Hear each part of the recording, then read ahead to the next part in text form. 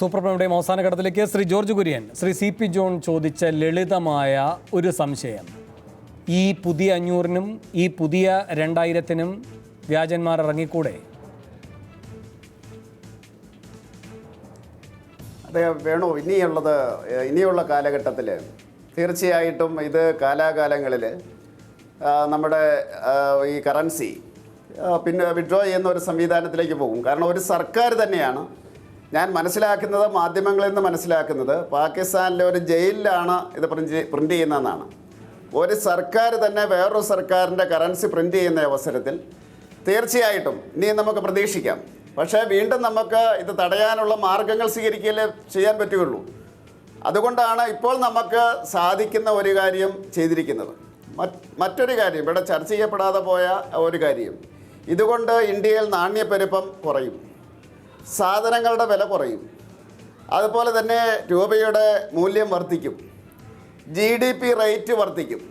ഇത് ഏതാണ്ട് തീർച്ചയായിട്ടും 2-3 മാസത്തിനുള്ളിൽ ഇതുകൊണ്ടുണ്ടാകുന്ന ഇഫക്റ്റ് ഇതായിരിക്കും.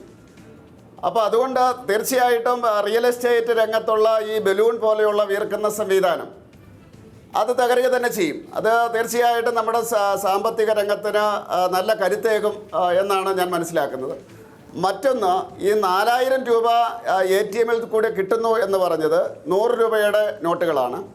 ബാക്കി മോഡ് ഓഫ് ട്രാൻസാക്ഷൻസ് ഉണ്ടല്ലോ, മാത്രമല്ല 2000 രൂപയുടെ നോട്ടുകൾ ബാങ്കിൽ നേരത്തെ നമ്മൾ ട്രാൻസാക്ട് ചെയ്യുന്നത് പോലെ കൂടുതൽ നോട്ടുകൾ കിട്ടും എന്നാണ് ഞാൻ മനസ്സിലാക്കുന്നത്. ATM-ലേക്ക് പരിമിതികളുണ്ട്, കാരണം ATM-ലേക്ക് 2000-ന്റെ നോട്ടുകൾ വരാൻ കുറച്ച് സമയമെടുക്കും. അപ്പോൾ ബാക്കിയുള്ള എല്ലാ മോഡ്സ് ഓഫ് ട്രാൻസാക്ഷൻസും ഉണ്ട്. ഇന്ന് വളരെ നല്ല രീതിയിൽ.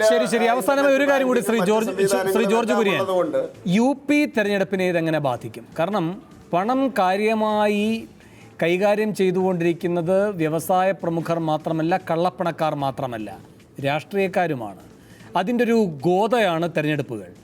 UP ആകുമ്പോൾ ഇന്ത്യയിലെ ഏറ്റവും വലിയ സംസ്ഥാനമാണ്, ഏറ്റവും കൂടുതൽ സീറ്റുകളിലേക്ക് സ്ഥാനാർത്ഥികൾക്ക് മത്സരിക്കേണ്ടതുമാണ്. അപ്പോൾ വലിയ തുകയാണ്, അതിന് പിടിവീഴുകയല്ലേ?